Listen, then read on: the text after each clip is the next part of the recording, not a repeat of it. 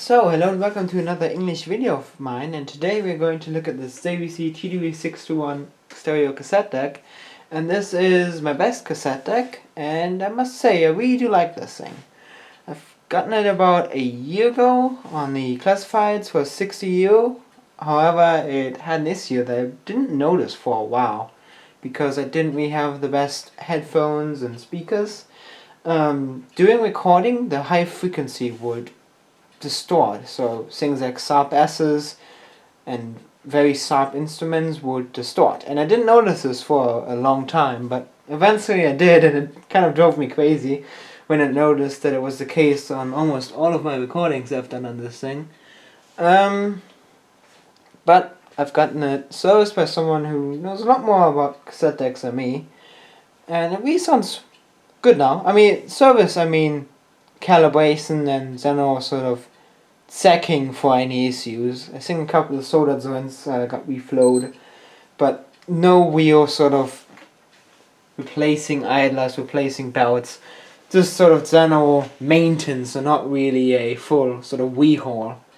But yeah, it sounds really good now, and I've not made a video about this deck, so as I'm sort of redoing my room right now and as everything is kind of a mess, I decided to take a video of this because, well, it's here. So, anyway, let's go over the controls. Power button, timer, which is, put it to play.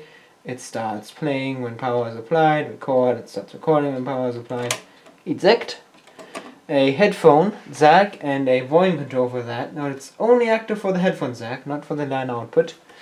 There's your door with all your wonderful features on there, and more features here on the VFD. Reset button for the counter, I have to turn it on. Display, which is a remaining tape counter, I'll get to that later. Tape length is also for that. Memory, which is just 0 stop, and call, which is for the digital peak, which I'll also get to. WBC noise reduction, and you can turn the A6 Pro on and off, and a MPX filter for recording off of the FM radio. One thing that's pretty awesome about this deck, it actually has 3 line inputs on the back, which you can choose right here. Now only the line input allows you to use the balance pot. These two do not. So there is a bit of an issue with these. It's not really an issue, to be honest. I've never found to use the balance knob when I had a source that had improper balance, but I use the balance knob sometimes when I get like a railroaded TDKSA and one of the channels is quieter than the other, and then you can kind of fine tune it. Fortunately, if you use one of these inputs you can't. Tape transfer controls, that's pretty basic stuff. Monitor, as this is a 3-head deck. Rather nice input level knob, which is really convenient if you're fading in and out songs because it's really big and smooth to operate. And bias adjust and input balance. Alright, so let's have a look at what the door is holding for wonderful secrets. It's a very heavy door, and the secrets are the heads. Those are discrete heads. There you go, get some light on there. So those are discrete heads. They are fine amorphous heads, dual capstan layout, and a erase head. And it also has those fancy rubber dots, which are part of the half cell stabilizer, which is supposed to stabilize your tapes. There's a bunch of other fancy operations going on in the door with this sort of thing that moves and has rubber on it, like rubber cushions. All very fancy stuff. Does it really do something? Probably not, but it's fancy. And probably if you give it another 30 years it will all be completely falling apart. So let's put a tape in this deck. It does have that auto slack take up where it takes up or rewinds the tape for a second to take up any sort of slack that happens to be in your tape. And yeah, I guess we'll just hit play here. It does play.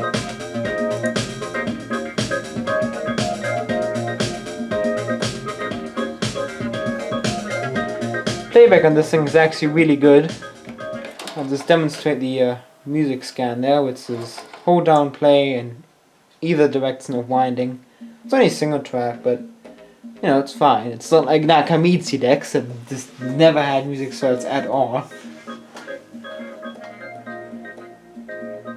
It still continues to amuse me.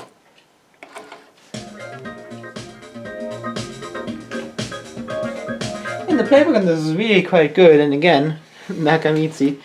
I have these two decks, which are probably my best playback decks, and that JVC gets beaten by the Nakamitsu a tiny bit, mostly only in the Dolby, being a lot more happy with miscalibrated tapes, but also it's a bit better treble response.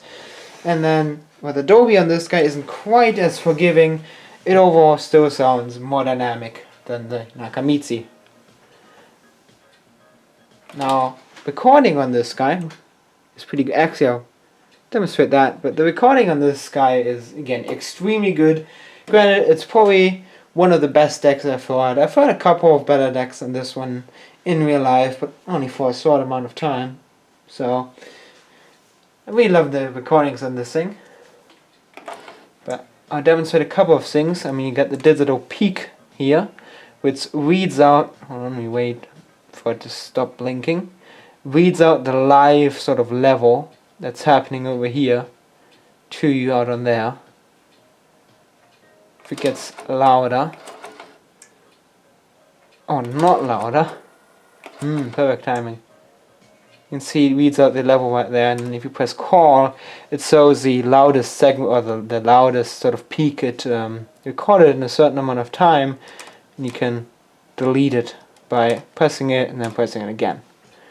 Memory, and then display is your time counter right there, and you have a tape length adjustment right there for your different tape sizes. It's not too terribly accurate, but it does give you a bare indication of how much tape length you have left on a tape. It's kind of nice because when it shows 0 minutes on there, you usually still have like 10 or 20 seconds on your tape, so if you need to fade out your song because it doesn't fit the side of the tape, it's actually very convenient, and that's so 0, it's kind of when you gotta turn it down and fade it out. It's really quite convenient despite not being super accurate. And you can see here, I love this sort of action when you press the button. Actually, I'll put in a 90-minute cassette for the fun of it. It's right at the beginning.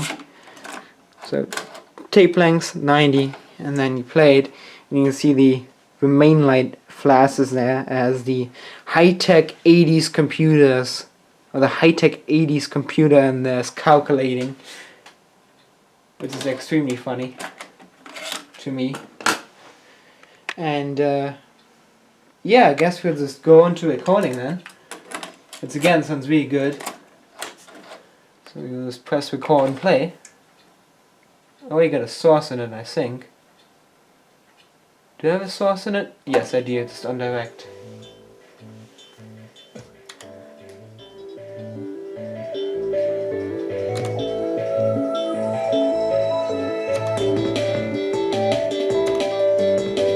Yeah, the recordings are almost indistinguishable from the source, even on a Type 1, despite the fact of this being a Type 2.